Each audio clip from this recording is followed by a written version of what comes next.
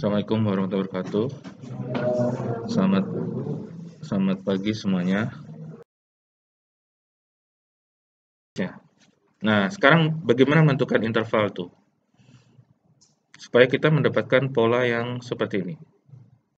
Jadi kalau kita ingin menentukan interval, sebenarnya berapa sih jaraknya kurang lebih, misalkan kita mau survei interval 10 meter, atau interval 50 meter, atau interval 100 meter. Nah, itu kan pertimbangannya dari target kita seperti apa. Nah, misalkan paling sederhana kita punya satu gelombangnya yang mau direkonstruksi adalah yang ini. Jadi paling tidak kita harus bisa mendapatkan data yang bisa merepresentasikan ini. Yaitu seperti apa datanya, intervalnya. Berarti kita berharap bisa melakukan sampling. Misalkan saya buat warna hijau ya. Ini saya agak lama sedikit karena saya nggak gambar. Jadi kita berharap bisa mendapatkan pola sinus atau pola kosinus ini. Paling tidak sih setidaknya itu dari sini kita bisa mendapatkan data yang berkaitan dengan puncak atau lembah. Misalkan seperti ini. Terus data di sini, kalau Anda punya data di sini, maka interval ini misalkan anggap saja ini berapa nih? Anggap saja misalkan 10 meter begitu ya. Anda hanya akan dapatkan yang puncak ini dan yang 0. Ya kan? Yang puncak di sini dan yang 0. Tapi Anda tidak dapatkan yang ini. Ya kan? Nah, berarti kan kita perlu yang lebih rapat. Nah, ini nanti berarti kita harus mengidentifikasi frekuensi tinggi atau frekuensi yang paling tinggi atau panjang gelombang yang rendah yang ingin kita dapatkan, dan kita berusaha membreakdown menjadi hubungan interval pengukuran. Nah, kalau misalkan Anda dulu berhubungan dengan frekuensi minimal atau lebih apa? Ada delta X atau delta T, Anda masih ingat nggak? Fmax itu lebih besar sama dengan kan ya? Atau lebih kecil sama dengan? Lebih kecil.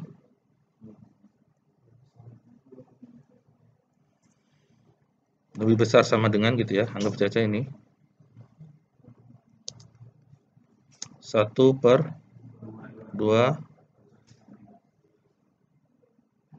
Nah, ini kan Anda mau pakai 2 delta T, 2 delta X atau Fs gitu ya. Anda pakainya frekuensi sampling atau apa gitu ya. Jadi ini 2 atau setengah. Jadi jangan kebalik nih. Nanti Anda cek lagi persamaannya. Jadi kalau secara sederhana tanpa memperhatikan ini, misalkan rule of thumb-nya adalah ketika kita tahu panjang gelombang yang ingin kita dapatkan, berapakah interval untuk bisa mengidentifikasi dari suatu lembah atau suatu puncak di gelombang tersebut. Jadi paling nggak kita butuh 3 titik untuk mengetahui interval ini. Oke, jadi ketika kita sudah dapatkan seperti ini, kita bisa, oke, kita survei interval 5 meter. Tapi ada lagi yang mengamati, Pak, ini sepertinya panjang gelombang yang ini itu masih lebih kecil kalau dibandingkan yang ini misalnya. Anggap saja kalau Anda cek, ini misalkan dari sini ke sini, ya ini saya tarik ke bawah ya.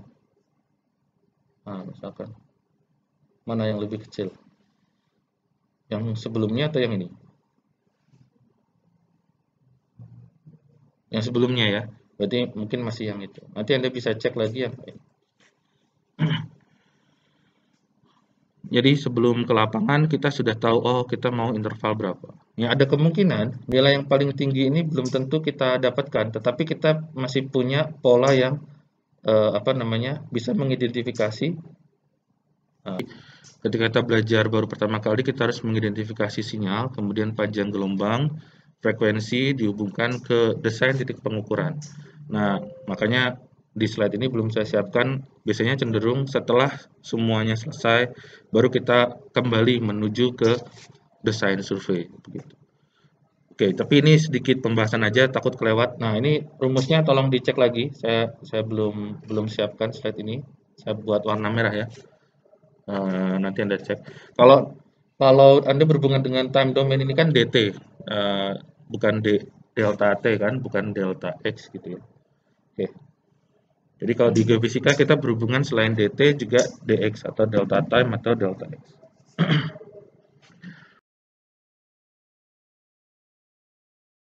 Kemudian kemarin kita belajar menggunakan alat CG5 atau Lacoste-Romburg. Kalau CG5 ini sudah dalam orde miligal, sedangkan Lacoste-Romburg belum. Nah, setelah dikonversi Anda dapat satuan miligal, pada angka ini, jadi pada angka yang kita peroleh, ini belum menunjukkan nilai gravity observasi, namun nilai gravity relatif. Nah, di sini kita akan sampai kepada koreksi berikutnya. Jadi pada skema akuisisi gravimeter relatif yang umumnya ditekankan berkaitan dengan pengaruh gravitasi temporal, itu kita lakukan koreksi berkaitan dengan koreksi tidal dan koreksi instrumen.